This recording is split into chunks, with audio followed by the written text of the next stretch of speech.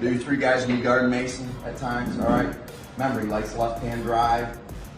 We got to move our feet, be disciplined. Build a fence on him. Build a fence on him. Can't foul him. Okay, you're on 23. All right, he's an okay shooter.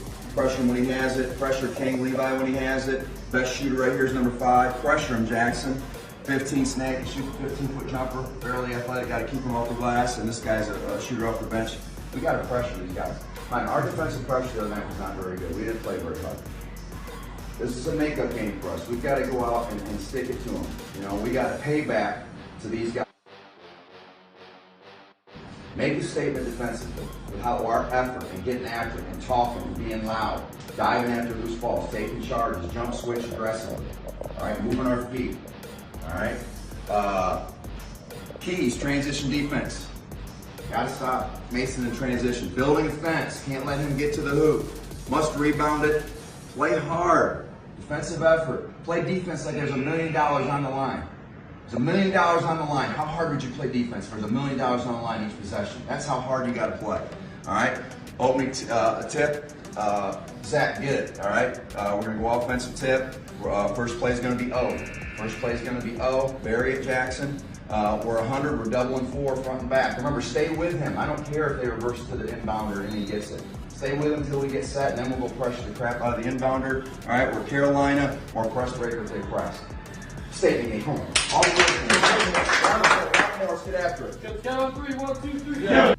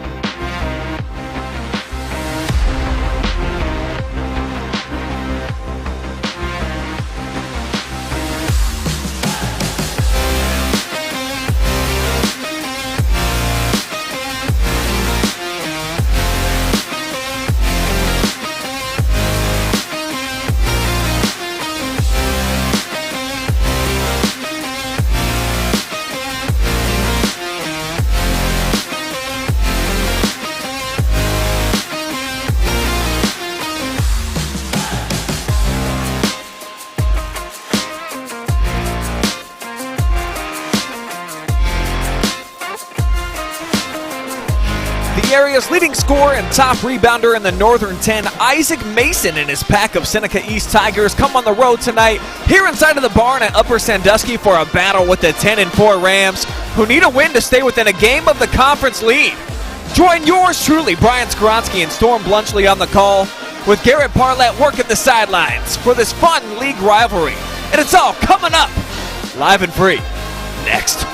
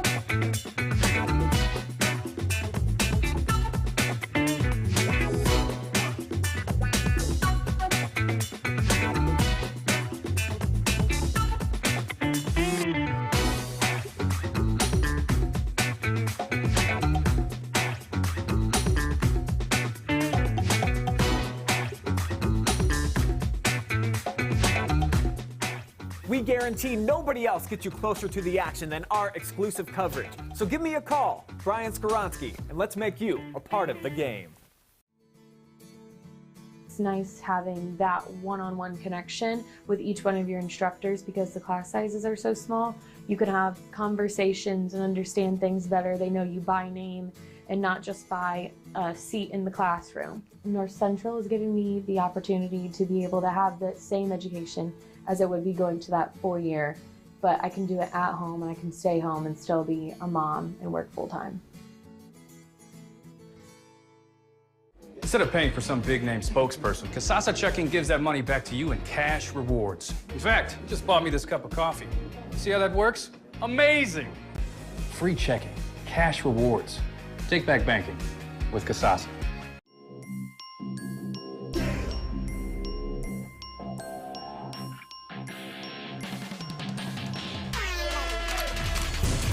And where? What do you say? The exclamation point on the night for Maurice Ware.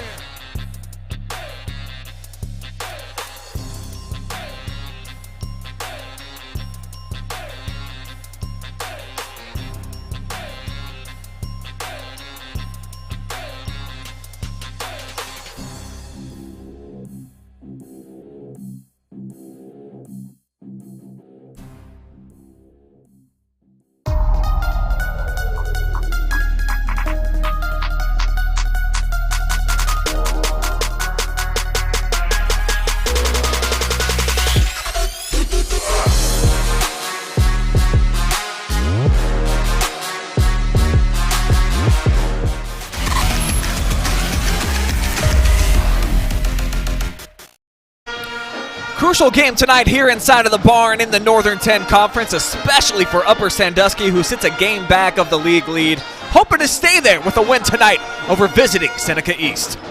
Good evening, folks, and welcome to the North Central State College pregame. My name's Brian Skowronski. I got Storm Bluntschly with me tonight, and as we dive into the matchup spotlight, Storm, we'll see that both of these teams actually coming off of a loss, but they've been playing pretty good basketball here as we get the second half of the season kicked off. Yeah, Seneca East struggling a little bit in the conference. Upper Sandusky doing well at both facets of the schedule, but this is a really, really good Northern 10 team. We were talking a little bit about it before the broadcast. There are a lot of teams that are going to contend for that conference crown come the final stretch of the season. So let's look a little bit deeper into tonight's rivalry game.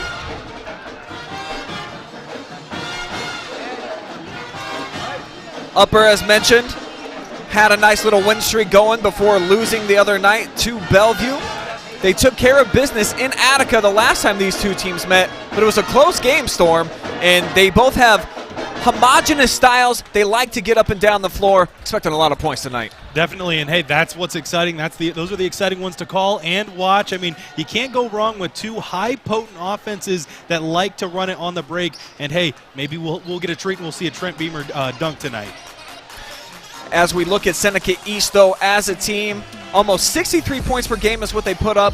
Talks about the high-octane approach that they have offensively, but they've also struggled at the defensive end. They give up exactly as many points as they score every game. I know it's a little cliche, Brian, but hey, offense will win you games. Defense is what wins you championships. It all kind of has to start on that defensive end for them. They really have to slow down the other teams. They can still get out and run and push the pace as much as they want, but when it comes to transition defense, make a team play you in the half court. Don't give them those easy layups in transition or those easy three-pointers. Speaking of easy three-pointers, that guy right there has taken a lot of them, and that's the top scorer in the entire area. Isaac Mason, also the best rebounder in the N10, so neither of us have had an opportunity to see this guy with our own eyes. Really looking forward to this tonight. Yeah, definitely. I mean, you see it right there, 31.2 points per game. Whew. Broke the single-game record 3 times and scoring games of 47, 46, and 43 points. Oh, yeah.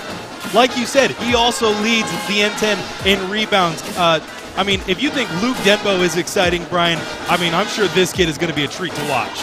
And as the leading rebounder in the league, what I think is so cool is that he's actually a guard. He plays on the perimeter, Storm. He can take you off the bounce. He can cook you with a deep 3-ball. So Isaac Mason, he's the real deal, and we'll get an opportunity to see against a good defensive unit like Upper Sandusky if he's able to put up big numbers like he did in the first meeting with the Rams. Let's check out the keys tonight, according to us, for Seneca East to get a win. And for me, it's all about the Star Wars, baby. Your best guy has to be better than theirs, and on most nights, Isaac Mason has been that. Let's be honest, well over 30 points a game. So I just feel like he's got to be about on his season average to be able to compete tonight. Yeah, for Mikey, find your second option. When Mason maybe can't find a shot or he takes a seat on the bench, you got to find a guy who can go out and get you a bucket when you need it most. When he's sitting on the bench, you can't just stop the scoring. You got to find someone who's going to step up and take that leadership role on the offensive end. It's the third coach in as many seasons with Anthony Langhurst taking over for the Tigers this year. It's been a different story on the other side. 9 years now for head coach Jeff Winslow, who caught up with our Garrett Parlett. They talked about tonight's contest just a couple of minutes ago.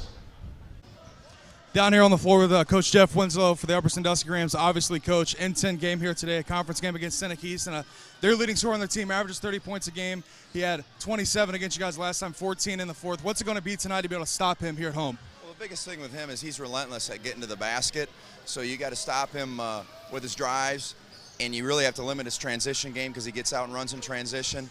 And the biggest thing he does is get to the free throw line. He shot 200 free throws on the year. That's more than most teams, so you can't foul him, put him on the line. That's what we did in the fourth quarter last time we played him. So, you know, it's tough because he can shoot the three, he can take you off the bounce, and he draws fouls. So you guys got to be really solid fundamentally to keep him down, then keep him off the glass because he's one of the leading rebounders in the league as well. You guys lost a couple key seniors last year in Adam and Carey. Where's the offense going to come from, not only for the rest of the year, but tonight here tonight? Well, we've been really good. We've been 4 guys in double figures between Lamb and Jackson Smalley and Trent Beamer. You know, those 3 usually lead us in scoring. Then another one of the guys usually pops in there. So we want to share the ball. Nobody's scoring over 20, but guys between 12 and 18, and that's how we're really good. So we hope to spread the wealth and do it that way. All right, thank you so much, Coach. Back up to you, B.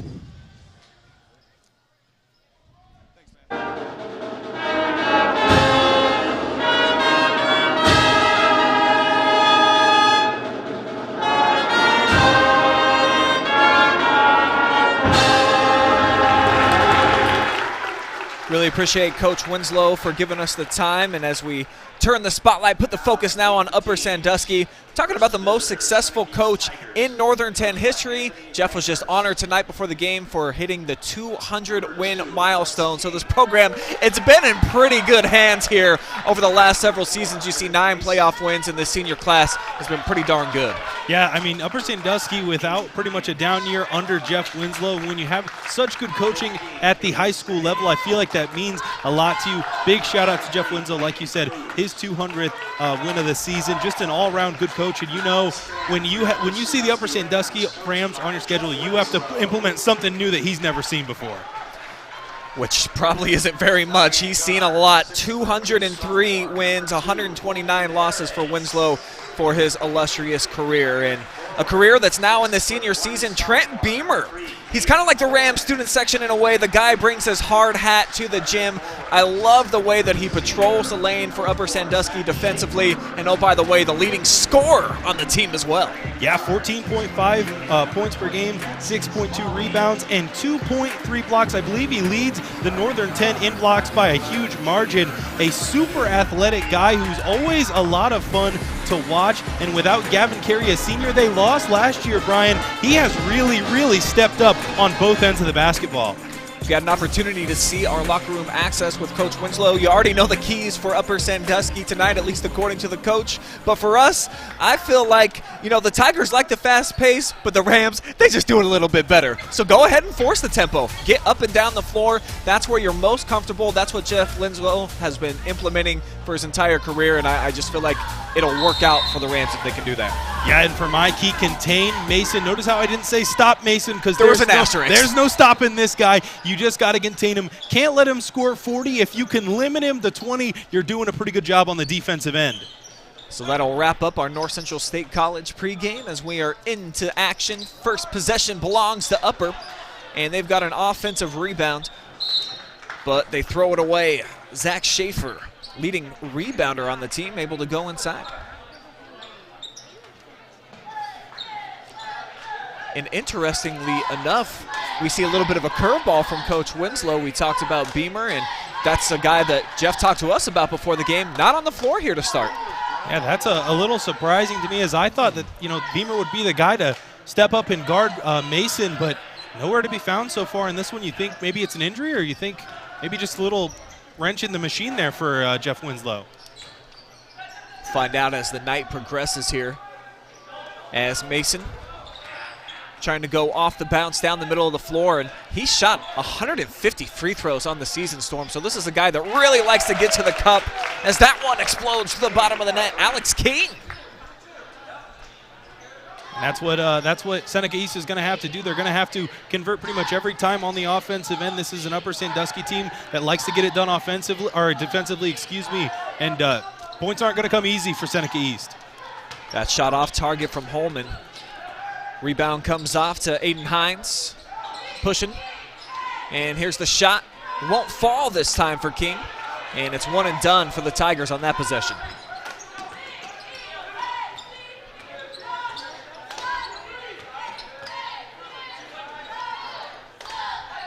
Rams work it.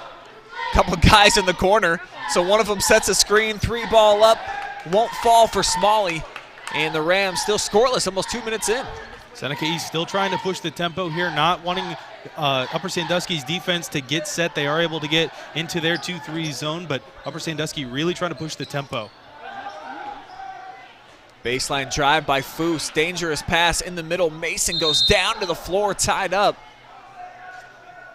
Jump ball is the call. Possession arrow going to keep it down at this end with the Tigers. Look at Isaac Mason putting his body on the line, getting on the ground for that one, and Upper Sandusky being super physical with him defensively, and I think that's kind of what you got to do, really get into his mind and bother him quite a bit on that offensive end. No shots yet from Mason, though they try to squeeze it into him down on the block. Schiefer stepped in, got a piece of that one.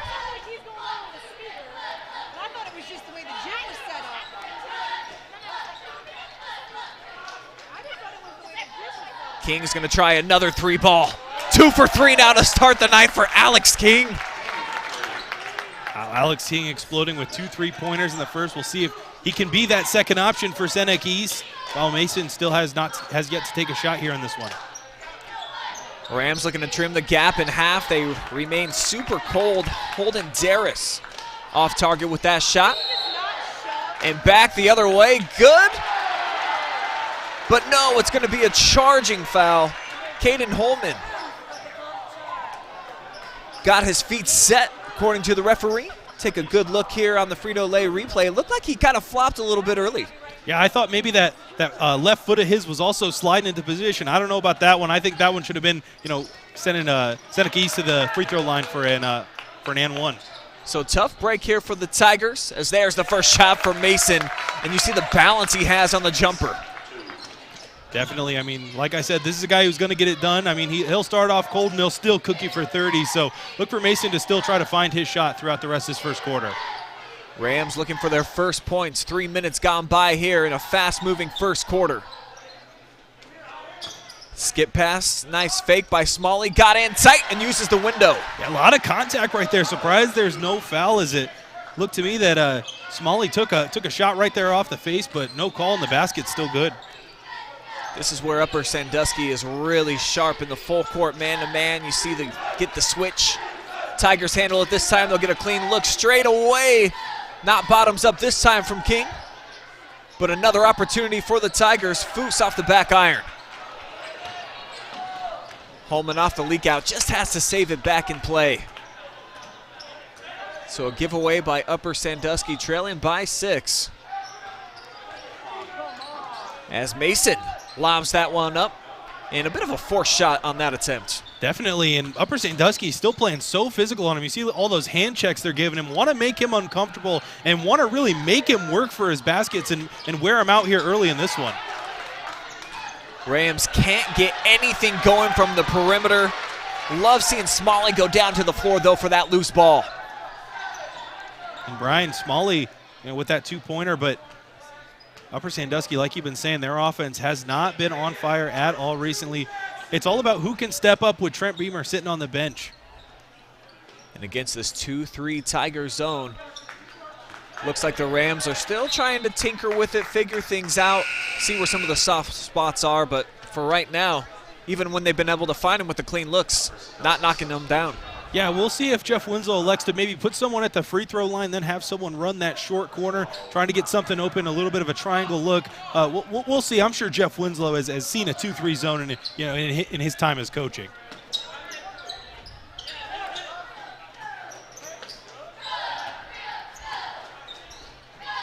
Tigers sticking with that same look.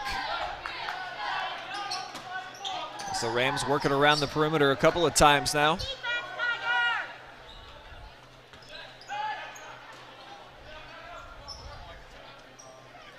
Not really utilizing that high post like you were mentioning, Storm. Smalley, though, now enters there. He's got it, and he's got his second hoop of the night. Yeah, with that 2-3 zone, you put someone at the short corner and someone at the free throw line. It creates a lot of chaos inside. The man in the middle has to step up. That should leave an open cutter on the short corner. We'll see what happens with this Upper Sandusky offense as they're coming off their second basket. Mason leans into one. Too strong with the shot attempt. Seems like he's trying to create a little bit of contact himself, while the Rams certainly being physical with him. Yeah, and that's not something you're going to get away with this Upper Sandusky squad, a team that's so disciplined and so good on defense. They're not going to get caught with their hands down, reaching in and fouling him.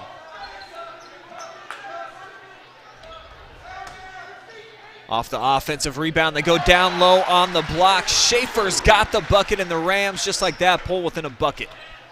Big run here for the Upper Sandusky offense. Seems like Winslow was talking to those guys on that bench about what their unit needs to do to break down this Seneca East zone. Mason dribble drive, baseline, offensive foul, second time tonight. But we've seen that call against the Tigers. This time it was Zach Schaefer getting in the way. Really terrific defense right there. Like I said on the last possession, Upper Sandusky isn't going to go belly up. They're not going to give Mason any easy points, and I'm sure Jeff Winslow talked a lot about and worked a lot in practice on guarding him and not letting him find his shot. Rams with an opportunity to tie or take the lead on this possession. As Frey leaves it off, pretty look, and Levi Lamb with the cut, rewarded.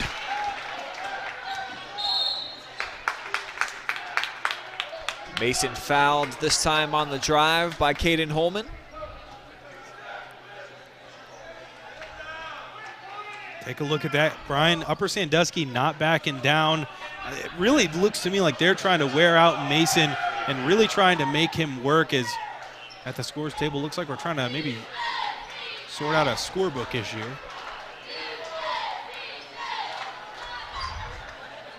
The foul definitely is on Holman. That's going to be his first. And just the first team foul for Upper tonight. Mason with a jump stop in the lane. Clanged it off the glass. And now Upper clean in, looking to push back the other way. Mason a little late to the play. See if the Rams can capitalize. They turn it over, so another empty possession for the Rams.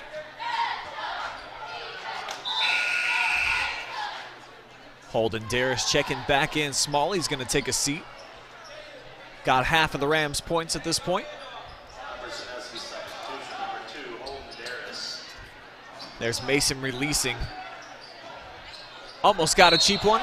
Instead, he's going to pick up a second offensive foul. That's a huge call. That is a huge call, and you can tell Isaac Mason getting frustrated with the defense from Upper Sandusky. He is not used to, I'm sure, scoring this little a point, so a little frustration elbow right there for Isaac Mason. 6'2" junior going to stay on the floor with those two fouls. So Upper Sandusky obviously will like to attack, and that's going to work out. Crashing the rocket through the bottom of the hoop that time. And wow, Brian, Upper Sandusky doing all this without Trent Beamer. He's still on the bench. He is in his game uniform, so not really sure why he's not out there on the court. But, I mean, Upper Sandusky already off to a good start. Mason's going to get rewarded with his first two free throw attempts of the night.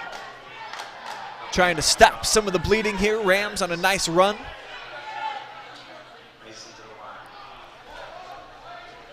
And Mason on the season, great free throw shooter, over 78%.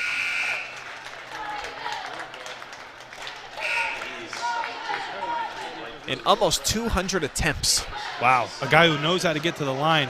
Isn't getting those calls early, but I'm sure that'll come with as the game goes on. He'll work out, what the refs are and aren't calling, and he'll get to the line. And as a scorer, this has to feel so good. See a couple go through the bottom of the net. I'm sure this will get him back on track on the night.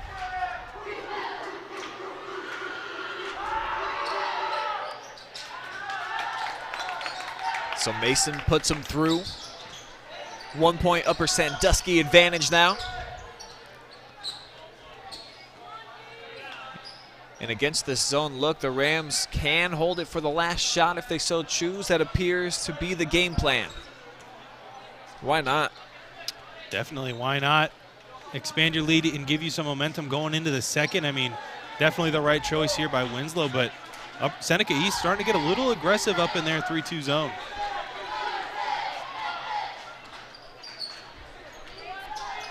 Down to 10 seconds, they lob it, backdoor cut. Clean catch, but the shot is blocked. Lucas Hicks turns it away. Wild attempt there at the end, and that'll bring us to the end of one with Upper Sandusky ahead, 11-10 as we head to the second.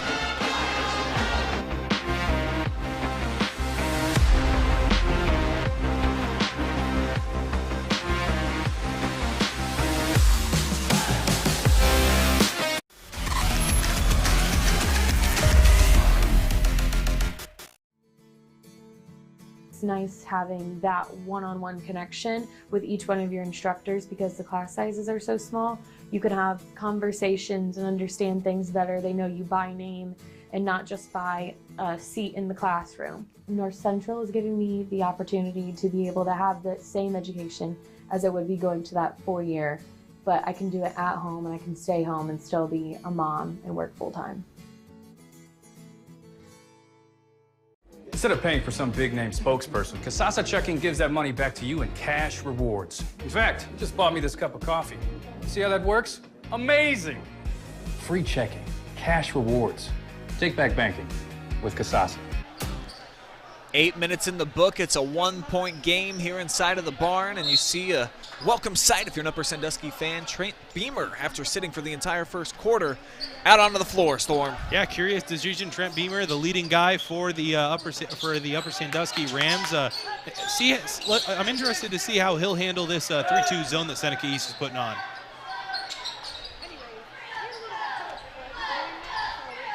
Gonna go opposite of him now. Smalley trying to lob it inside and will, and you see Trent skies up to the second story, pulls that in, and gets his first bucket of the night. Wow, what an athletic play. Just go over Randy Moss, the defender, and put that one in. Such a soft touch, too, from the big fella down low. And it's going to be an interception here by Beamer. Uh-oh, up top. Can't connect, though, on the lob from Darius. Now here's Mason John, a lot of attention, double team down in the corner. Zip pass leads to an open three. Way too strong from Hines. Now here's Beamer, showtime. Missed it in and out though. So give credit to the Tigers and getting back for the defense by Hines. Almost caught a body, almost had a poster up in Trent Beamer's room right there. Wow, that one would have been an emphatic jam, just not able to get it to go. Looked a little more like Russell Westbrook on that one. Hines obviously grateful that that thing went halfway home and then rattled out. Heads up play by Levi Lamb to come in and clean up the mess. So largest lead for Upper, up by 5. And they're gonna hold them to a one and done. Mason missing the 3-ball attempts. Tough catch, but a throwaway by the Rams.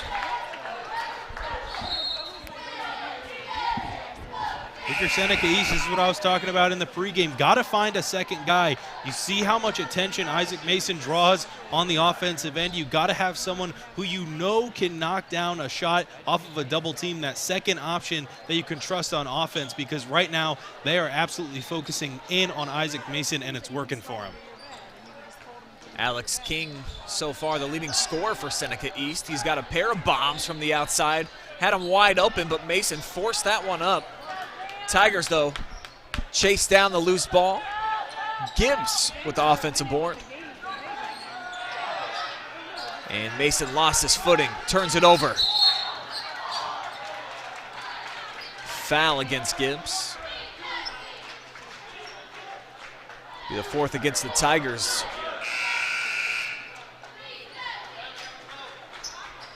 So Trent Beamer already having an impact on this game. His first minutes were here in the second quarter, but already making his presence known on both ends. I mean, offensively, right here, that alley-oop play, Upper Sandusky loves to run. Not able to get it to convert, but Trent Beamer already looking to be a force. It's a tough shot to make when you're hanging in midair. Trent done it a lot of times during his career. Just a great athlete. So is Mason. And he's got 2 more free throws coming his way. He was in danger of picking up his 3rd foul. I'm sure collectively Seneca East fans kind of all holding their breath, waiting on the official. But he did call it a block. And that one could have gone either way, as Isaac Mason's going to step up for 2 more at the free throw line. 5 points now. That's well below his average, I'm sure, for this time around, this time in the game. He's a perfect 3 for 3 at the charity stripe so far. Make it a 1-possession game with the make. And he'll do just that.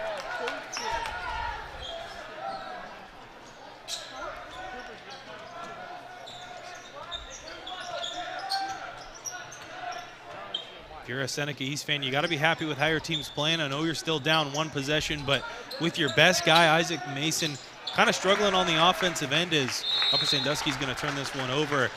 You're still totally in it, just a 1-possession game, and you still got a guy who can turn it off and still go for 30 on tonight's broadcast.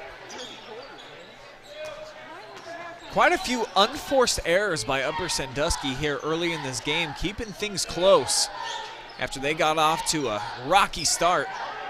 Recovered nicely so far.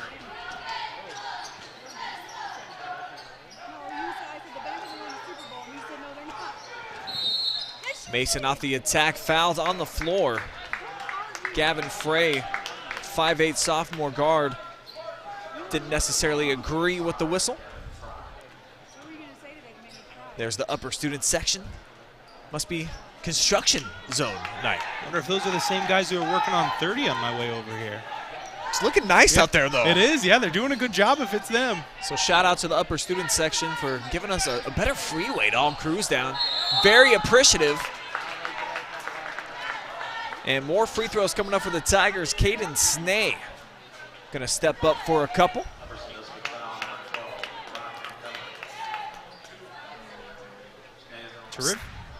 Terrific defensive effort tonight by Gavin Frey on Upper Sandusky squad. I mean, a 5'8" sophomore, I believe, and just wow. If I'm that old and you're asking me to go out and guard someone like Isaac Mason, I'm going to be shaking in my moon boots before the game. But hey, Gavin Frey, not afraid of a challenge. He's a guy who will go out and guard anyone. Pat Beverly-esque almost. Well, if you have moon boots that you're wearing, obviously you're a confident person. So that's why he stepped up to the occasion here so far tonight.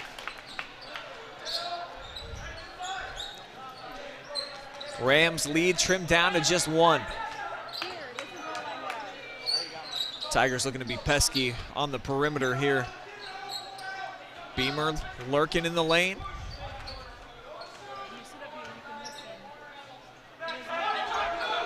A lot of youth on the floor right now for the Rams. A very young squad. I believe they only have 2 seniors. So while things are bright right now, the future may be even brighter for the Ram squad. Nice skip pass, hesitation move. Levi Lamb from the short corner.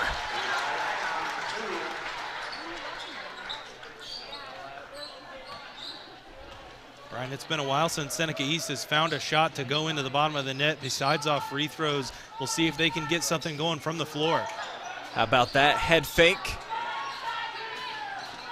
Another offensive rebound here for the Tigers. Though Cooper Skill lost his footing. And the Rams back the other way in the training game. So good, and it's Lamb again. He's got a game-high 8 points.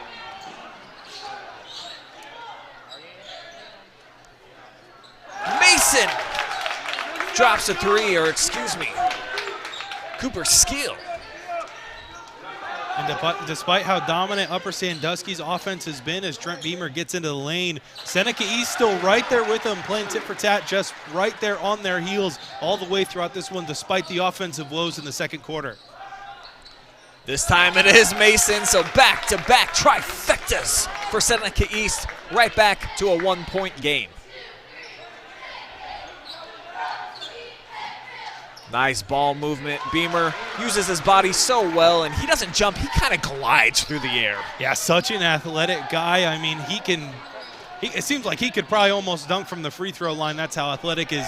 Seneca East misses one, and Upper Sandusky pushes the tempo again. Levi Lamb kind of looking like deja vu from about a minute ago. The first score in double figures. Oh, my goodness. But Mason joining him. He's got 11 points now.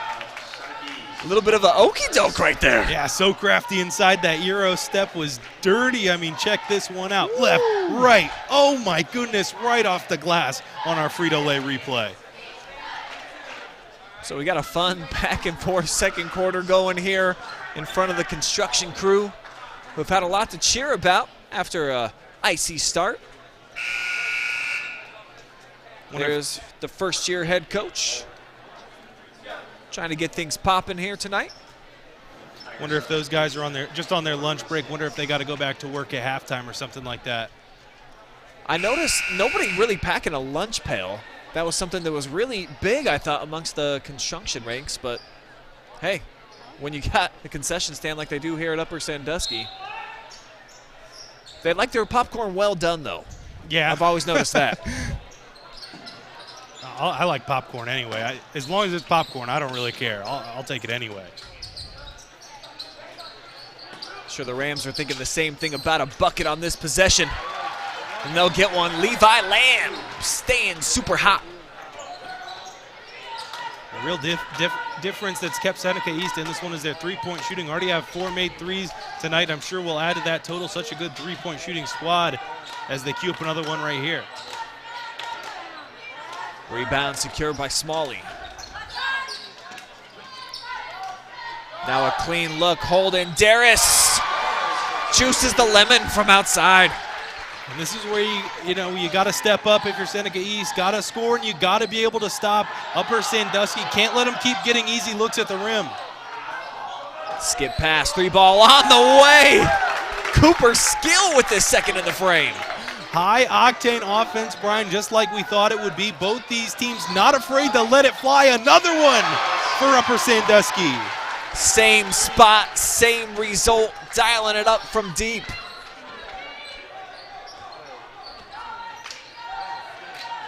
Now Mason stripped from the back. Darris caught a piece of the arm. I don't know about this one, Brian. I'm going to have to take a look at the replay. I don't know if there's enough right from that angle the ref was looking at. I don't know if he could see that really. I think he just kind of saw he reach from behind. So I don't know. As me and G-Man like to say on our broadcast, you never want to swipe down, and, hey, that's the result you're going to get. Good defensive coach will always let you know palms up on the D. And a smile from G-Man over there. Definitely dropped that wealth of knowledge on our broadcast last night. Oh, I am not surprised, Brian, not surprised.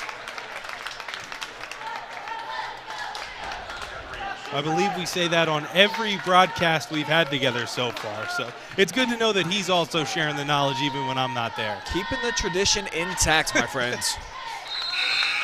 Mason buries the free throws, and all of a sudden he's got 14. Almost halfway to his season average. If you're just joining us, he's the leading scorer in all of North Central Ohio. 32 points per game for Mason. He set the single game record for the program not once, not twice, but 3 times already this season. Just such an incredible talent. I mean, 30-plus points per game, that's insane for the NBA level of basketball, let alone high school. I mean, that's like unheard of. It's a point a minute for the 32. I do not know or remember if ever I've heard anyone in the high school level scoring 30-plus points a game, or even maybe 25-plus. What we mentioned that we love most, too, is he's leading the league in rebounding. just 6'2". I mean, that's not a small guy by any stretch, but he basically plays shooting guard, getting in amongst the trees, pulling down a lot of rebounds. Yeah, I wonder how many of his points actually do come off offensive rebounds down there, down low. That would be a neat stat to know, just to see how many easy gimmies he's getting down there off the offensive glass.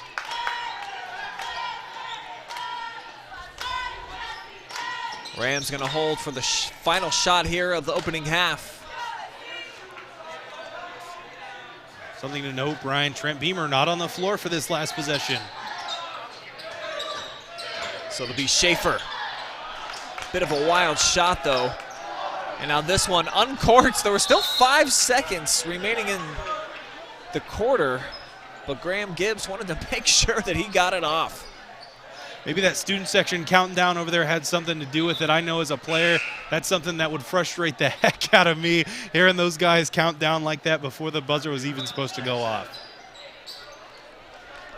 Still 0.9 seconds to utilize here if you're Upper Sandusky, who's got their quarterback going to be putting this in play, so you know he's got a cannon. But it gets tipped at the line of scrimmage, and that's going to take us to the end of 2. Upper with a nice run following a slow start. They got a 5-point cushion here at the break inside of the barn. Stick around. The North Central State College halftime is on the way. We'll have statistics, analysis, and get you ready for quarter number 3. And oh, by the way, we'll have an interview with Coach Winslow out of the locker room as well. So keep it here. You're watching live and free Northern 10 Hoops exclusively on the OH Report.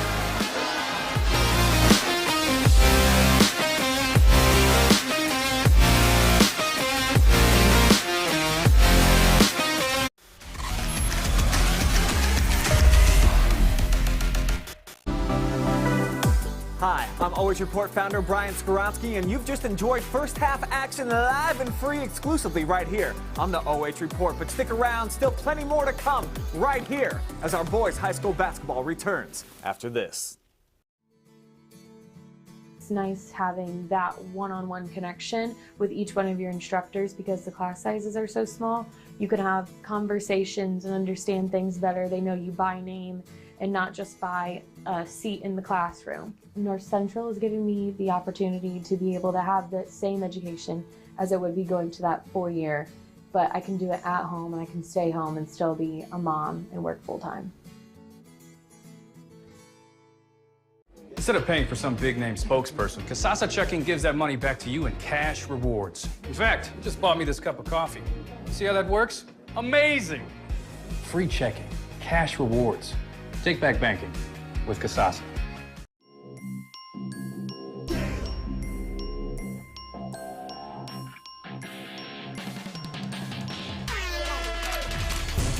And where? What do you say? The exclamation point on the night for Maurice Ware.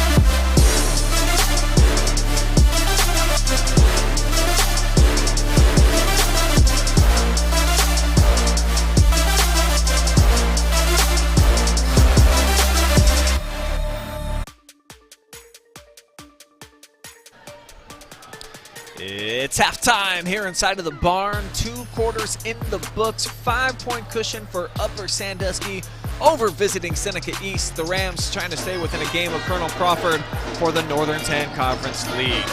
I'm Brian Skowronski. This is Storm Bluntschly, and welcome to the broadcast, folks. Appreciate you being with us, and kind of a fun atmosphere here tonight, Storm, and I like the way that the game has played out. Upper Sandusky, no Trent Beamer in their first quarter. Really a slow start for them. I believe they were in an 8-point hole, and then they started figuring things out. And then eventually Mason, too, who got off to a slow start, started figuring things out, too.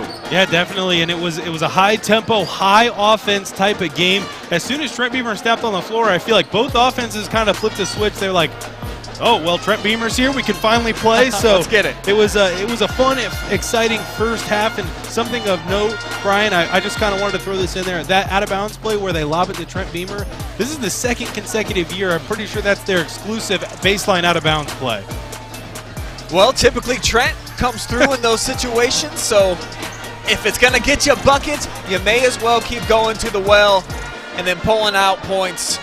Wasn't able to finish it, though, on the one opportunity that they had.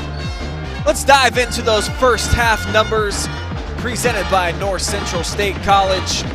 And you'll see the three ball has been a big weapon for both sides, but most especially for Seneca East, dropping 5 bombs. That's a big reason why they're still in the game. Yeah, and those made free throws get to the line. 8 of 8 compared to Upper Sandusky's 0 made free throws. So Upper Sandusky kind of letting Seneca East stay in this one. And like you said, the three ball was a big part of it. Only 2 field goals to 12 for Upper Sandusky. So kind of a battle of 2 play styles. Upper Sandusky really getting in the lane, really laying it up, trying to get some easy shots inside. When you have Trent Beamer, I mean, that's kind of what you want to do. And Seneca East can't take it inside on Trent Beamer. I've seen him with some nasty rejections last year, so that perimeter shot's going to be your best friend. For the Rams tonight, those 7 turnovers, unofficially by my count, 4 of them were unforced, half-court, bad passes, just throwing it where nobody is. So typically, you'll see that those numbers are a little bit higher for both of these teams because they're getting up and down the floor so much. It's been more of a half-court game so far in this one. At times, the transition game has gone either way with buckets at both ends, but for the most part, Storm, it's been kind of a half-court game, and I've been a little bit surprised by that. Yeah, I think it's kind of just an unfamiliarity thing. Like you said, both these teams really like to get out and run. They like to play fast. They like to play fun. So neither of these teams really used to having to set up a half-court offense, and I think that's kind of where, some of that inexperience shows up, where this isn't something we do very often, so we're going to obviously have a little bit of rust. No rust for Jeff Winslow ever. I know that he's going to be joining us here momentarily. Garrett Parlett grabbing him, and we'll hear from the Rams head coach about what he thinks about the first couple of quarters so far. Throw it down, take it away, G-Man. Oh, looks like Jeff's heading back into the locker room. So we'll take a quick timeout, and we'll be right back. Coach Winslow will join us on the other side.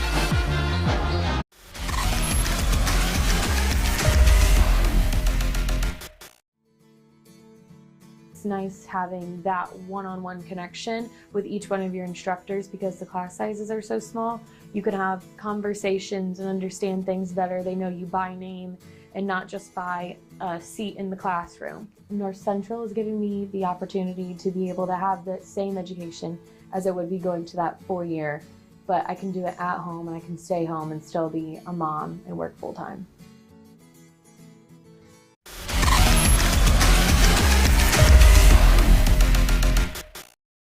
Down here on the floor with Coach Winslow. Coach, talk to me about the first half. How do you think it went for you guys well in the offensive game plan? You guys got a little high octane there in the second quarter and started knocking down some shots. Yeah, we battled back after a slow start, but I think the biggest thing offensively is we got to move the ball quickly and not turn the ball over. Turnovers, can't score if you turn it over. So limit those turnovers. I think we can score. And then defensively, just keep trying to stay in front of the Mason kid and then rebound it. All right, talk to me about how you guys are defending Mason. Do you think you guys are doing well? What can you guys improve on in the second half? All right, but we can't let him get to the foul line. We fouled him too many times, and we're letting him in the full court get up down the sideline. So we got to get the ball out of his hands so that he can't make those plays. All right, back up to you. All right, thank you, Garrett, and appreciate Coach Winslow for giving us some time and great insight. Totally agree. The turnovers for them, as I mentioned, they just didn't seem like it was as a result of pressure from Seneca East, who are sitting back in the 2-3 defense. So I do feel like that's an easy one for them to be able to clean up, just make a little bit smarter passes. A lot of young guys, though, playing for Upper Sandusky on the perimeter tonight. Yeah, definitely. And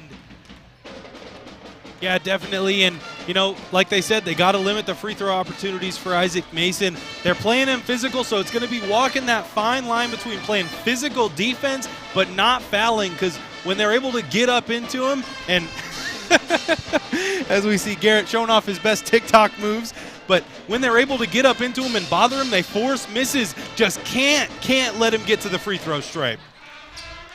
Imagine Trent Beamer is going to go the rest of the way, be available for the third and fourth quarter here. So not sure why he wasn't available in the first, but a difference maker in the second. And you're right, it did kind of feel like once he got onto the floor, both teams picked up their level of play, the energy, the excitement went to a new mark in the game. Yeah, well, I mean, when Trent Beamer steps on, I perk up a little bit. I get pretty excited because, I mean, how could you not be? The dude can jump out of the gym. It's like they installed like a trampoline in the painted area on his offensive side because, I mean, he's got ups, whether it be going for a rebound, going for a dunk, anything like that, going for a block. He can jump out of this gym. Beamer 14.5 points a game, 64% from the floor on the season too, so he's done some damage inside. I believe that's the best percentage in the Northern 10 Conference.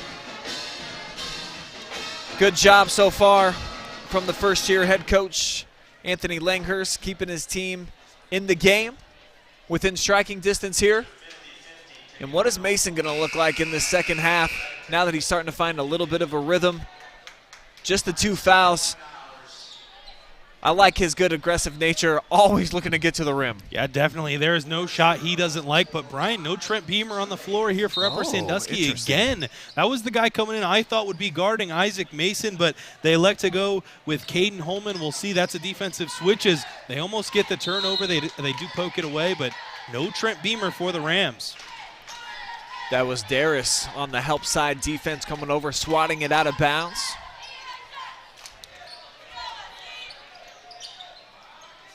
As that one's off the fingertips of King, recollects himself. See how quickly the Rams are throwing double teams out on the perimeter. They're just saying someone else go out and beat us. We're not going to let Mason come out here and light it up as he takes a three, and no good. Maybe another frustration shot there for Isaac Mason.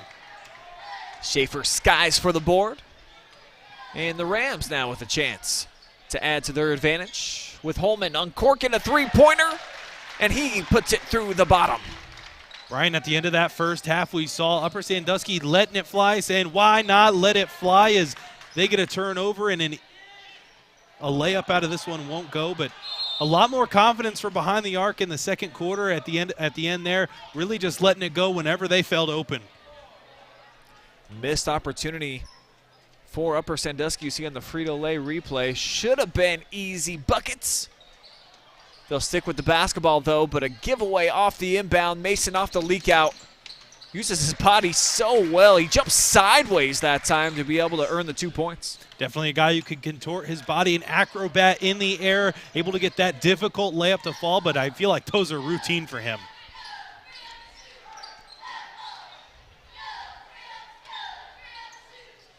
Rams getting open looks from outside. Holman cashed in earlier, not this time. But the Tigers, bad giveaway. They had numbers developing. And Lamb with the nut fake goes to the scoop shot, and that came up short. This is kind of what we saw in the first half, Brian. Both offenses cold here to start the second half as there's an offensive rebound for Seneca East, not able to get it to go. Bodies all over the place. Bouncing off the hardwood. Jump ball is going to be the call. And we're going to be heading the other way. It'll be Upper Sandusky basketball. Rams getting Beamer back into the mix here. Also, Brock Montgomery, freshman guard, played a lot of minutes in that first half. He's back out on the floor. Yeah, that's always a promising sign when your freshmen are playing big minutes in varsity. That just gives them, you know, the rest of their career to develop, to get used to this limelight here on Saturday night. I assume that's the younger brother of Brett Montgomery, a 1,000-point scorer here for Upper Sandusky, as that one's good off the square from Smalley.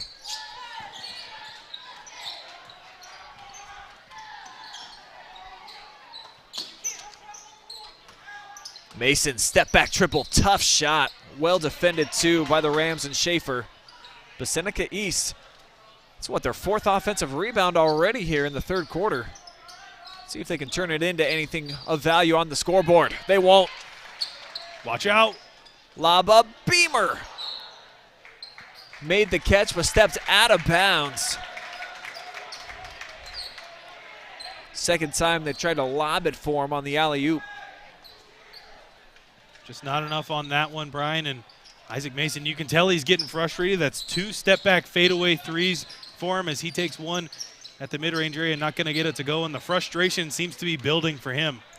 0 for 3 from the floor here in the 3rd quarter. Rams slowing down the tempo a little bit.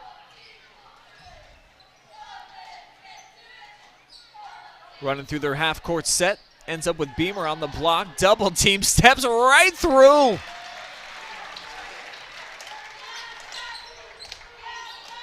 Little barbecue chicken on that one is Trent Beamer able to make one quick move and score, and Seneca East has numbers now.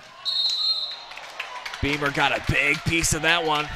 Thought that he had earned the block shot. Mason, though, as he's done a lot of times all season, and especially so far tonight in this game for the Tigers, heading back to the free throw line. Yeah, I don't think Beamer was the only one who thought he got all ball on that one. That one looked like a clean block to me, but a ref down there saw different. That would have been a nasty block for Trent Beamer. Mason was perfect at the free throw line until that miss.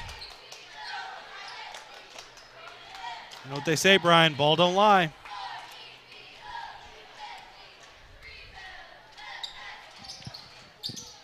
And he goes 0 for 2, so 5 shots here collectively for Mason. None of them have gone through the bottom so far here in the 2nd half. Almost another unforced turnover like you were talking about at our halftime break, Brian. Almost another one for Upper Sandusky in the half-court set. Almost just threw it away, but I believe that one was tipped away by Seneca East. Rams lob it inside. Beamer with the up fake. 2 more points, adding to his total into double figures now.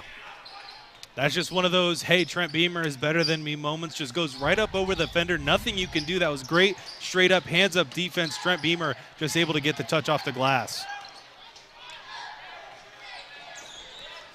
Foos miss at the other end as we're approaching the midway point here of the 3rd. Rams enjoying their largest lead of the night. Can't add to it. Air ball from Montgomery, but mishandled on the rebound attempt by Snee.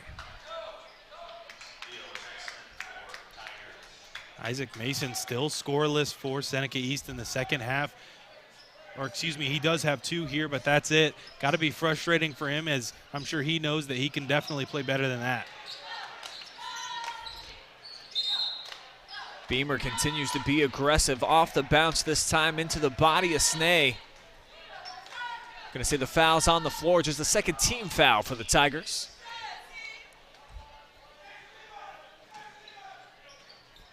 Seneca East desperate for an answer to Trent Beamer's offense. They haven't been able to stop him yet, as Upper Sandusky throws a turnover.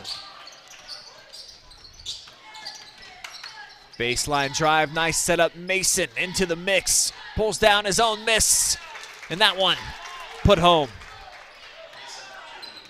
Great second chance effort right there, sticking with it. Got rewarded with the easy 2-footer as Upper Sandusky turns it over again. Great play by Cooper Skill to go downstairs and knock it loose. And the Banks open late here in Upper tonight. King with another triple, his 3rd. Just what they needed. King already on fire from 3, just proving his point there as he knocks down another one in the 2nd half. Offensive foul. Beamer lowered the boom. Mason stood his ground. Trent Beamer looking more like a linebacker right there, just lowering the – hey, that's a clean football hit. No targeting on that one. But Isaac Mason giving Upper Sandusky a taste of their own medicine as they were drawing charges on him all first half long. Timeout taken. And we spent the entire season over here, every single home game for the boys and girls. This is our first time coming live and free to you guys this season, so we do got a few new toys and tricks up our sleeves. So if you hashtag OH Report Live on the Twitter, we can get you on our fan zone. And, of course, you already know if you drop us comment bombs on the Facebook as well as the YouTubes, we can get you up there. So we want to know where you watching from. Always cool to see the different locations around the globe. International people tuning in to see their Upper Sandusky Rams or Seneca East Tigers. So we'd love to hear from you, the fans out there. Drop us a comment. Let us know where you're watching from, who you're cheering for, all that good stuff. Get the banter going back and forth, because that's what it's all about, Storm, is the fans here. You know, the players, they play the games, but we love the school spirit and the camaraderie. And hey, this is our mascot spirit right here, G-Man, getting us pumped up. I'm ready for action. You said, Brian, we were back here pretty much every home game for both boys and girls. Want to know how those girls Upper Sandusky Rams are doing? Heard they're off to a pretty good start this year. Lady Rams are doing better than a season ago. Definitely grown a lot as a unit. So we'll try to get them onto the schedule here as we're closing in on less than a month before we get into tournament action for the ladies. It goes pretty quick. Yeah, wow. Ooh. That's great. I mean, I feel like the season just started not too long ago, but here we are already a month away from tournament time. So it's going quickly. Got to appreciate basketball season while it's here. Mason with the leave off. That one came up short. Battle for position. The jostling goes against Seneca East. And it's going to be Graham Gibbs picking up the personal, his second. Seneca East still hanging in there, Brian. Not able to, take a lead or anything, but just hanging around. It'll be interesting to see if Isaac Mason can find his stride in the end of this third quarter and into the fourth. Rams set up a three ball. Looked like it came a little weird off the hand of Darris. And here comes Mason. Swarmed by Rams, double teamed immediately. Had to pick it up. And Lamb shot in the passing lane. It's going to lead to an upper foul, though, on the floor. Gavin Frey going to pick up the personal. Before the first quarter, Brian, we were talking about how you saw Western Reserve last night. You said they run out, they go for every loose ball. Well, I mean, that's a lot like what we're seeing tonight. Upper Sandusky double team, closing out. I mean, hustling, diving for loose balls. All those extra possession, those hustle-type plays are plays that they're willing to make here tonight versus Seneca East. You love seeing it, and it all starts with coaching and just the overall team camaraderie. You want to get down on the floor for your guys down in the trenches as the Rams get a tip, and it's into the hands of Darris. Swing it to the corner, Lamb, baseline drive. Missed it off the hesitation, but Darris collects the rebound, sets up Smalley outside. And Upper Sandusky continuing to work the offensive glass. Rewarded with another shot, and it's going to be a big one. Plus a free throw on the way for Jackson Smalley. Smalley off that second offensive rebound. He didn't think his team was going to get it. He was already past half court, so no guy on him able to get it. The closeout a little too intense, and Smalley just able to get inside, hang in the air just enough to draw the contact and finish for two. A big and one for the Upper Sandusky Rams. It's a great point. He was already starting to drift back on defense, and Tigers lost sight of him a bit. 9 points. You know what they say, defense is the best offense sometimes.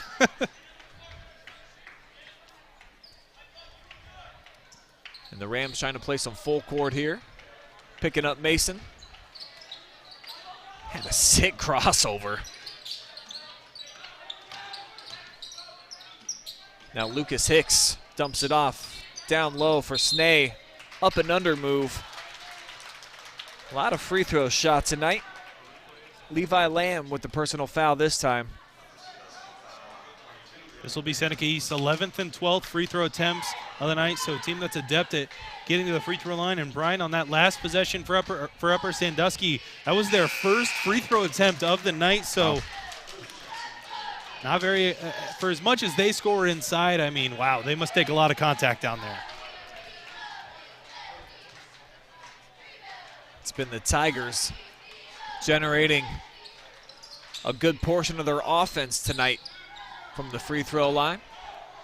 They'll get one on that trip as we're under 90 seconds to go here in the third.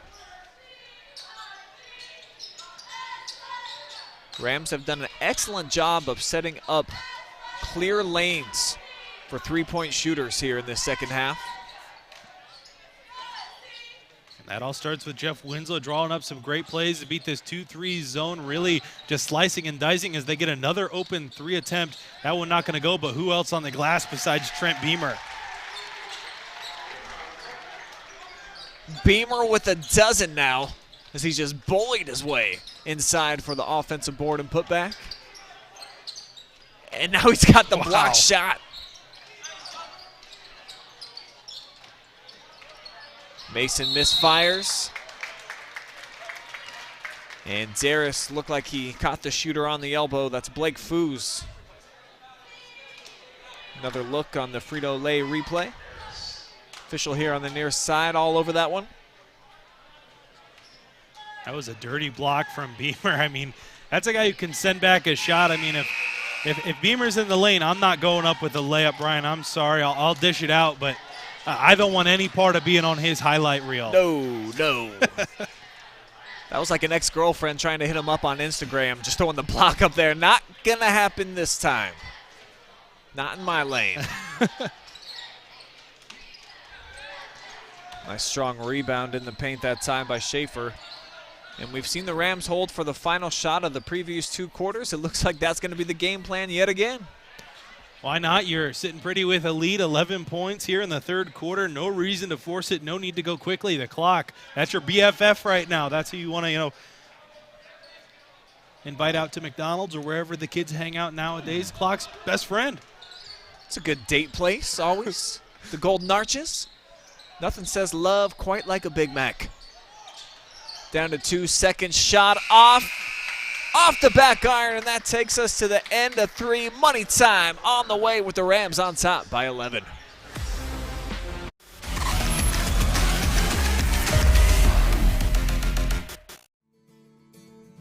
It's nice having that one-on-one connection with each one of your instructors because the class sizes are so small. You can have conversations and understand things better. They know you by name and not just by a seat in the classroom. North Central is giving me the opportunity to be able to have the same education as it would be going to that 4-year, but I can do it at home and I can stay home and still be a mom and work full-time. Instead of paying for some big-name spokesperson, Kasasa Checking gives that money back to you in cash rewards. In fact, it just bought me this cup of coffee. See how that works? Amazing! Free checking, cash rewards. Take back banking with Kasasa.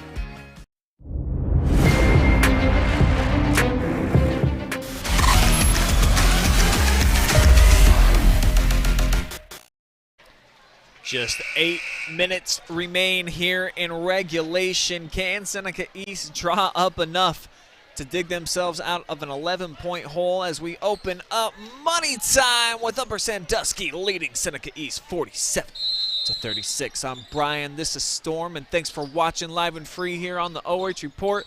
Northern 10 boys hoops filling up your eyeballs all night here. And how about filling it up with a takeaway? Upper Sandusky. Beamer in a crowd that time, couldn't make the catch, but last touched by Seneca East, so it'll be Ram basketball. Isaac Mason with only 4 points in that last quarter, Brian. That's not usual for him, so we'll see if he can find a shot, and if he can, I'm sure this one will be a pretty competitive finish. Here's Beamer, clanked that one off the back iron. Mason pushing it. Three from deep. No good. Lots of offensive rebounding on both ends here this evening. But stepping out of bounds was Foos. And it's going to be Another turnover here for the Tigers. I don't really like that shot from Isaac Mason, Brian. Really fast. I mean, you do kind of have to start going fast here in the fourth quarter, but that just seems like an ill-advised shot. I mean, I know he's the leading guy around here, but 2 steps behind the three-point line that fast, not a fan of that one. His team continues to trail by 11. He shot in, couldn't make the play backside. Someone's got to be open. It's Beamer. Sends it through. The most impressive thing about Beamer has to be his ability to not only go down low, but step out and make that 12-foot jump shot. That's exactly what you want out of your big man, to be able to step out, space the floor as Seneca East gets a three-pointer to fall. All 12 of King's points tonight have come from beyond the arc. And for the Tigers, it's got to come at the defensive end now, Storm. Can they get enough stops to get themselves back into the game?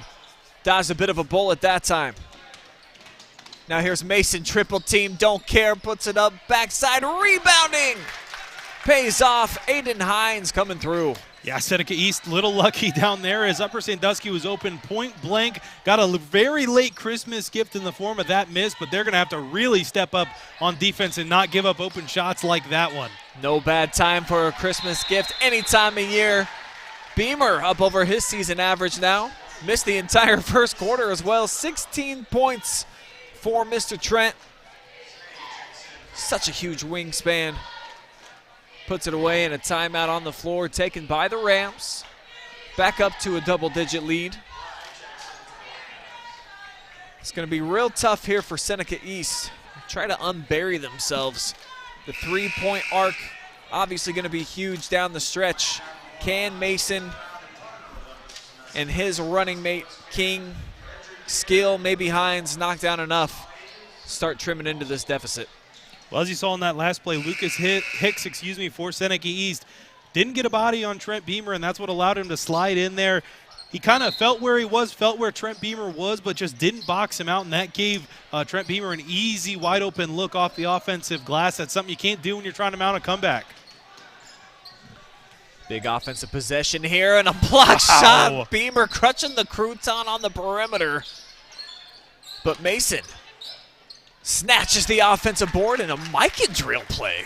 Yeah, just snatched that rebound with one hand, able to corral it while the other one was on the defender. Great offensive awareness. Smalley chased off the three-point line. Now Frey has to pick up his bounce. Montgomery had it knocked out. Taking a look at the replay. Wow, just with one hand, able to finish that entire play almost. Maybe a little bit of a challenge to just do all that with just, I believe that was his left hand. Could be that just every night he has one thing that he just tries to cross off that he does in the game. I'm sure that list is very short because he has done a lot and such a young guy still. Triple from the corner won't fall for the Rams. 2-on-2 for the Tigers. Well done by Darius, getting in between that time.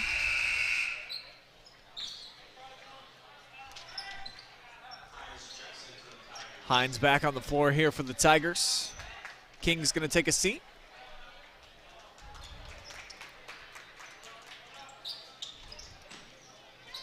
Right back to the inbounder with the blow by, but Beamer pops the pinata out of midair.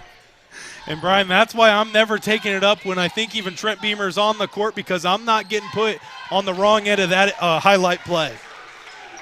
And it leads to Schaefer at the other end, extending the lead to double figures.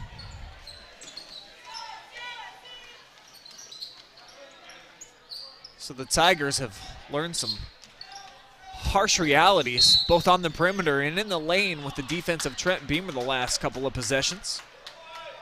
I mean, that's just unfair, Brian. That's kind of just a cheat code as we take a look at the replay here. Beautiful court vision for Upper Sandusky and a great finish inside, but Trent Beamer, such a force inside, and you can tell why he is the league leader in blocks per game. Full timeout taken by Seneca East, trailing now by 10. Long way to go here. Big chance for them to get into this game yet again as you see Mason, what I love, he secures the rebound with the one hand. That was the right. And then for the shot, he switched it over to the left with the one hand. So showcasing that he's got the ambidextrous game on fleek, able to do it both in the offensive rebounding game and with the offense. Look at that lonely little official out there. Yeah, it looks like he's in a gym by himself from that angle. It also looks like he's a tiny guy, too, from this angle. Weird perspective we got here on the OH Report. We don't have tiny guys working for us. That's right. We bring all the beef here live and free for you to enjoy. And happy to have this Northern 10 contest on a Saturday night. And we can keep you updated a little bit. The NFL playoffs going down, and I understand we're into the final seconds here of Bengals and Titans all tied up at 16, right? 20 seconds. Wow. So Tennessee has the football and looking to win the game here at the end. Can Joe Burrow and company get one last chance, maybe some overtime? Gosh, I hope so. I love Joe Burrow, man. Definitely got a ton of moxie, a lot of swag for a young guy, and plenty of youth on display here tonight on both sides, especially for Upper Sandusky. Like seeing these guards, what they've been able to bring to the table. As slicing through the defense that time, Hines got all the way to the cup. Yeah, definitely. Upper Sandusky, some terrific perimeter defense through this one. Really getting on the Seneca East guards, not letting them get anything easy as that one's thrown away by the Rams. Another turnover. And that was the freshman on the other end of that. Montgomery just wasn't expecting the pass. Some of the growing pains you got to expect with the freshman on the floor this late in the game. Really young squad Upper Sandusky is, Brian. This is going to be a scary squad next year. I mean, look at them already this year. One of the premier teams in the Northern 10, but still got another year of growing. That being said, they will have to do it without Trent Beamer next year. Here's a deep two. Won't fall. Beamer tips it to himself. Rockets it back in play, and Montgomery sends it ahead. Excellent possession, ending with a Holman bucket. Seneca East was in this one through 3 quarters, but things starting to slip away as that double-digit lead continues to expand. They got to start scoring quickly, and I think at this point it's got to be from behind the arc. Can't trade buckets if you're the Tigers. As we're closing in on the final minutes, another giveaway. Mason set his feet, and he is going to get the call. Oh, my gosh, Brian, that's some take charge cheese right there. That's 2K13 taking a charge at half court. I mean, that is just, oh, my goodness. That's something you don't see every day, a charge at half court. That really is a 2K13 style play. It's a heads-up play, too, by Isaac Mason. He noticed the Jackson Smalley off the catch. Had a little bit of space in between them, but wasn't looking.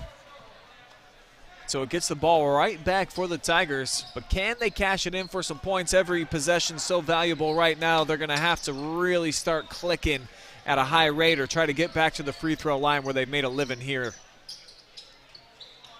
Like you said, can't trade baskets. You got to get stops here, and you got to start scoring quickly as that one doesn't fall either. Can't let Upper Sandusky get pretty much anything. Have to play virtually perfect throughout the rest of this one. Tigers will have to dig deep, lock them down like a straight jacket here on the defensive side for the closing 3 minutes. You can't sit back in your zone either, Brian. Got to get up, got to start that 5-second count. Can't let Upper Sandusky just hang on to the ball. This possession already going on way too long if you're the Tigers. And you just had a rant about this on a segment that we're going to be rolling out sometime soon, the Eye of the Storm, about shot clocks in the game of high school basketball. And it's something that some people really want to see implemented because of situations just like this where you can take 3 minutes off the clock. Others say it's just part of the game. So go ahead and give people a preview of what they're going to see on your fun little rant, Storm. Where do you land on this side of the debate? I don't think it's any secret that I land that I'm for a shot clock here on the high school level. You know, one of our other resident OH reporters, won't name any names, he's a rather large individual, but he seems to be for or against the shot clock, saying, well, just go get the basketball. It's not that big of a deal. A lot easier said than done, especially at the high school level. And I don't know, when teams start dragging on possessions a minute and a half, you know, it just kind of isn't that fun to watch as the Rams able to get a three-pointer to fall. Huge shot from Jackson Smalley. Mason trying to answer the other way. Gosh. Beamer smashes smashes it, but it's out into the corner, and Alex King drills his 5th three-pointer of the game. Man. Just take a look at the replay. Trent Beamer saying, no more of that Euro step in my house. You're going to have to dunk it over me if you want to get anything going in the painted area. Wow, what an athletic play. Ends up working out nicely, though, if you're a Tigers fan. King dropping another triple. And now, hey, look, the referee's got friends. Brad Ayersman, athletic director for Upper, one of the great guys in the area, coming over, telling a joke, it looked like. Saw some smiles out there. So not totally lonely Storm. I love to see that. He must have heard us, and maybe he felt a little bad for him. Went over there, had a conversation. Maybe they were making plans to beat us up in the parking lot after or something like that. So, hey, OH Report, we might have to put on the gloves here after this one. Haven't been in a street fight in quite a while, but if we got to stick them up, hey, at least we'll have a referee out there to decide if we're fighting clean. We see some tears out there in the student section. And, yeah, no hard hat from the young lady up front. Must have gotten a write-up at no hard hat. I mean, that's got to be some sort of violation or write-up. Man, those OSHA laws are tough. Yeah. Maybe even fire. That might be a fireable offense, in construction. Well, she's sticking around for the last 2-12, trying to cheer her Upper Sandusky Rams to a victory, and maybe we can turn that frown upside down. Well, I sure hope so, Brian. That's going to be the 6th foul against Seneca East. The next one, of course, will put the Rams in the bonus, and yeah, probably got to start thinking about making this a free throw game for Upper Sandusky.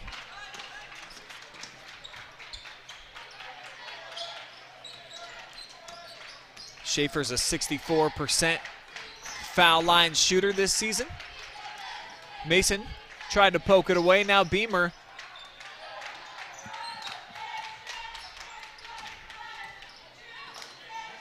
Oh, wow, the jelly. Oh, my goodness, what a layup up and under. Wow. And then getting on the floor was Holman to get the ball back for Upper Sandusky. They want a timeout. Storm's doing a river dance up here. He wants to see that replay. Let's see that replay. Oh, my goodness. Goes one way, fakes the other. Wow, that's a John Morant type layup. Oh, my goodness. Of course, took him to English class, put the perfect amount of poetry on that one, able to get it to fall. Jackson Smalley coming up big on this one. Woo! Little windmill action. And not just so amped up about that, but Brian, 19-16 your final. Joe Shiesty and the boys able to pull it out. Wow. And I don't think I've ever been a happier Bengals fan.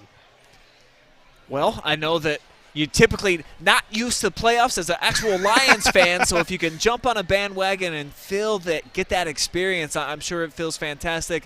I myself, as a Browns fan, I can't support Joe Shiesty. Of course, I got to just look from afar, and I just got to applaud if I can. And there's a Steelers fan getting his thumbs down too. So that interdivision rivalry, it'd be like you trying to cheer on like the Vikings and the Packers or something. Come on now. That's true, but I do have a question for you. Yeah. Who do you think Joe Burrow is going to have to go up against? You think it's going to be Josh Allen, or you think it's going to be Pat Mahomes? Yeah, what a fun matchup that is, and a lot of debate I know on the big networks this week of, is that going to be like the new Manning versus Brady? Oh, yeah. I sure hope so. But the one cog that can kind of mess it up, Joe Burrow. He might be that third guy, which Manning and Brady didn't have. So I just think there's so many great quarterbacks right now, in the AFC especially. It's going to be fun, and I just hope that the Browns eventually can get into that mix. And you talk about so many great quarterbacks, not even in the AFC but in the NFL, and Brian, all three of our teams up here, the Steelers, the Browns, the Lions, have none of them, I don't think. Jared Goff's kind of up there with, I feel like he's in the top half at least, but he's a Band-Aid quarterback for the Lions, so. Upper winning the 50-50 ball yet again. Dozen-point lead. Chance for some more free throws. Schaefer on his way to the free throw line. Made 29 of 45 attempts from this very spot on the floor heading into tonight.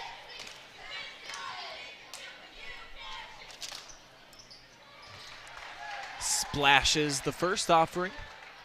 Got just 5 points here in this game. Done a lot of other things nicely.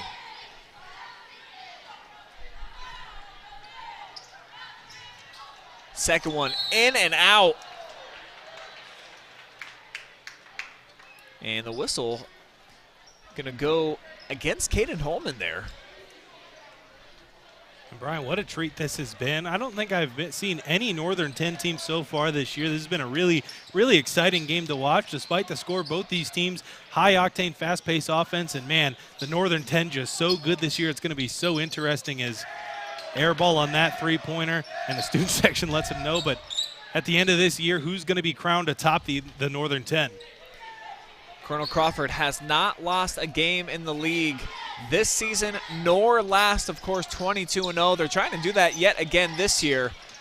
The last time that they lost a game in Northern 10 play was against Upper Sandusky, the team that had ran the conference 4 Northern 10 titles. They've been the king so far, but Coach David Sheldon and his bunch is trying to, cut themselves out a little piece of the history books as well. So it really, with the Rams winning tonight, it's probably going to come down between those two. Uppers put themselves in a solid position. There's just a game back of the Eagles, and they still get a chance to play them, but they got to go to the Eagles' nest and try to knock them off as Beamer throws it down. Exclamation point on a big victory tonight. Wow, the reverse dunk, and he was raising the roof after what a capitalization at the end of this game. An exclamation point, the cherry on top. You name it, it was it in the student section. Going wild. Seen a lot of highlight plays here tonight from Mr. Beamer. Oh, my goodness. Can we see that replay, Adam? Check it out right here. Beautiful pass to the cutting Trent Beamer. He goes up, attacks the rim like it owes him money. Gorgeous move by Trent Beamer. I think I did see the rim throw him like 25 seconds on the wing. Here you go, buddy. He brought the roof down, and I don't know if you saw it, Brian, but on the way back, raising the roof back up a little bit. Such an exciting kid to watch, and I hope we get more Upper Sandusky games live and free on the OH Report. So with those free throws, Mason's going to end with a game-high 22, but it's about Beamer and the boys locking up the W tonight. 63-50, your final score.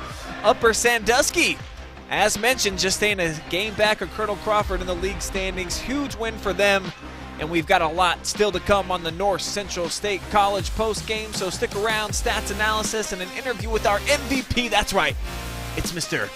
Flashy dunk man himself, Trent Beamer. He'll be joining us on the other side.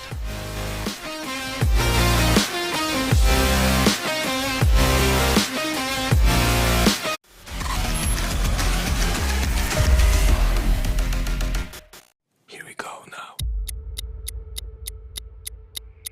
Here we go now.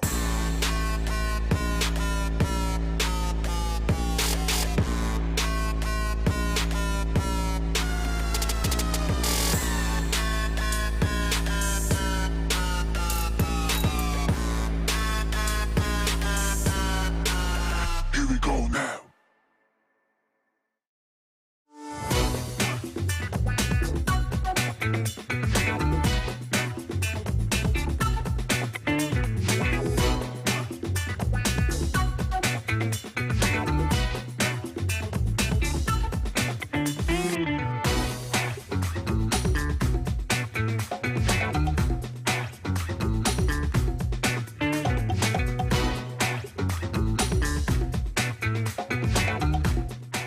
We guarantee nobody else gets you closer to the action than our exclusive coverage. So give me a call, Brian Skowronski, and let's make you a part of the game. It's nice having that one-on-one connection with each one of your instructors because the class sizes are so small. You can have conversations and understand things better. They know you by name and not just by a seat in the classroom. North Central is giving me the opportunity to be able to have the same education as it would be going to that 4-year, but I can do it at home and I can stay home and still be a mom and work full-time. Instead of paying for some big-name spokesperson, Kasasa Checking gives that money back to you in cash rewards. In fact, you just bought me this cup of coffee. See how that works? Amazing! Free checking, cash rewards. Take back banking with Kasasa.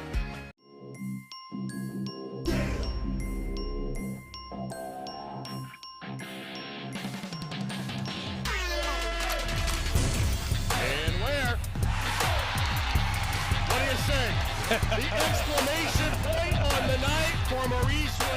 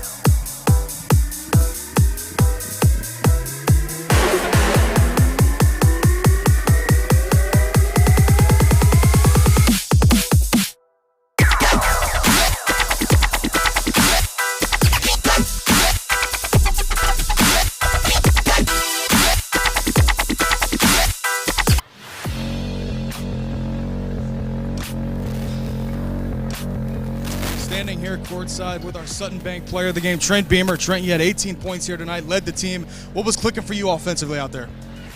Getting inside and good post feeds, post ups. Been a while since we've had a good game like that down low, and it really paid out tonight.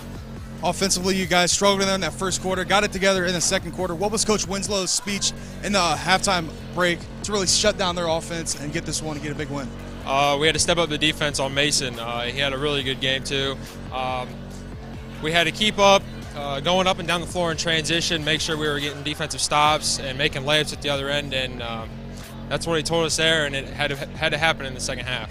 Well, man, you're a walking human highlight reel. You had a couple blocks tonight, you had a couple dunks. Do you pride yourself more on your dunks, or do you like going up and getting the swats? I seen you had a couple chase down blocks. I don't know. I can't quite tell you. It depends on what it is and how it goes down, but I'd prefer blocks. But you know, some people like the dunks better. And talk to me about the upcoming schedule. You mentioned you guys got Ontario on Tuesday, and then after that, obviously some tougher teams going to be on the horizon. What's it going to take to continue your guys' success? We're gonna have to pick up the defense a lot more. Coming up at the end of the season, we're gonna have Crawford, and that can either get the league title or tie it up. So we're gonna have to up our defense, make some offensive shots, and move the ball really well. All right, thank you so much, man. Back up to being Storm. All right, thank you, G-Man, and appreciate the time from Trent. And I like how Garrett put it, walking human highlight reel, and he was tonight. If you're going to put together a composition of the top plays of the game, Trent Beamer's probably on about 7 of the top 8. And the crazy part about it is he didn't play the entire first quarter, and he still had pretty much. He was the leading scorer and had all the highlight reels, 5 blocks. I mean, he was just putting in work. I would have liked to have seen him what he could have done if he would have played that first quarter. Yeah, on the backside of the defense, he really anchored it well for Upper Sandusky here tonight. As you mentioned, just patrolling the lane with all those block shots. He gets up so high, and it made it hard for the penetrating players of Seneca East to get easy baskets. That's never the case when you're coming over here to Upper Sandusky. You're just not going to be able to get to the rim with the same type of success as you get against some other style of opponents here in the Northern 10. Yeah, and I'm sure that they, Seneca East is going to take note of it. They're never going to step into Trent Beamer's paint ever again. And I don't blame him, because I would not do the same thing. Like I said, if he's on the floor, I'm never taking a layup, because I'm not getting embarrassed like that. So the Rams get the season sweep of Seneca East tonight. Let's dive into the final stats presented by North Central State College. Show you how they did it here in this game, Storm. And the three-pointers still led by Seneca East, but how about all the twos? adding up 27 total field goals for the Rams. That was big time because they just had the one free throw attempt. They had the 1 and 1, so at least it was a highlight, that free throw was. But yeah, getting it done inside, and big thanks to Trent Beamer, whether it be offensive rebound or set up barbecue chicken post-up spin move. Num, num, num. He was getting it done, and they all kind of were getting it done down there in the paint. And when they needed to step out, hit a shot from the perimeter and say, hey, we can do this too, they did exactly that. For Seneca East to get a win tonight, you felt like they needed a secondary player to step up. We saw several three-pointers, 5 of them to be exact, from Alex King, 5 of those 7. But Mason, a pedestrian night by his standards, over 20 points, leading scorer in the game. But you're talking about a kid that's been over the 40-point mark on 3 different occasions this year, so you got to give some love to Upper Sandusky and what they were able to do defensively, locking down the clamps at time. And they were ultra physical with him early in the game, and they never let that off. You know, they kept banging with them, put a bunch of different guys on them, double-teed them every time that they could. Yeah, and that's got to be frustrating for him. I'm sure it's a look that he hasn't seen very much this season. But, I mean, it's got to just be frustrating to get bodied every time you touch basketball. Sure. Even sometimes off the basketball, just having guys get up in your grill. I'm sure there was some chitter-chatter down there as well that probably put him in a bad mind space. And he had a couple of forced threes that I wasn't a fan of. I don't know if those usually go down. I'm sure they do for him. But it just kind of seemed his mental was down a little bit tonight, big in part to the very physical and tough style of basketball that the Rams play. So Seneca East drops to 1-7 overall in the Northern 10 Conference, so they've been eating in terms of getting wins outside of league play. Upper Sandusky on the other side, 8-1 now in the N10, and you heard Trent say that they got the huge game coming up with Colonel Crawford. That one, as we were referencing during the broadcast too, it's pretty much going to decide the title. So when that game happens here, Storm, let's go ahead and look ahead a little bit and forecast. How would you see that one playing out now that you've had an opportunity to see the Rams with your own eyes? Like I said, I haven't seen Colonel Crawford yet this season, but if Upper Sandusky's playing that well and that physical down low, it's going to be a tough it's going to be a tough task for any team, let alone Colonel Crawford. I know that Colonel Crawford already did take care of business one time here at Upper Sandusky, but that second meeting, I think there are going to be a lot of changes made by Jeff Winslow, and I'm very, very excited to see if we'll have the opportunity to at least get a highlight on that one. All right, so that's going to wrap up our coverage here tonight from Upper Sandusky inside of the barn, where the Rams, a big winner over the Tigers. They dropped 63 points tonight in the victory, and you see all the 1,000-point scores. What a big club here that Jeff Winslow has helped put together. He had 3 of them graduate just a couple of seasons ago. Wow. I want to thank everybody for watching on the Facebook and YouTube, and give a exceptional shout out to our amazing crew here. Garrett Parlett, double duty, running the camera, also going down and getting some interviews for us. Adam Thompson, always running the 1s and 2s, producing, directing, running our audio, all of the big things. Storm Bluntschly and myself, Brian Skowronski, on the call tonight, but we couldn't have done it without all of our generous sponsors: North Central State College, Frito Lay, Quest Federal Credit Union, and of course, Sutton Bank. Thanks again for watching, folks. We'll see you on a live stream near you coming up real soon. Tons of basketball action on the way next week here on the OH Report. But for now, for tonight, we are out of here.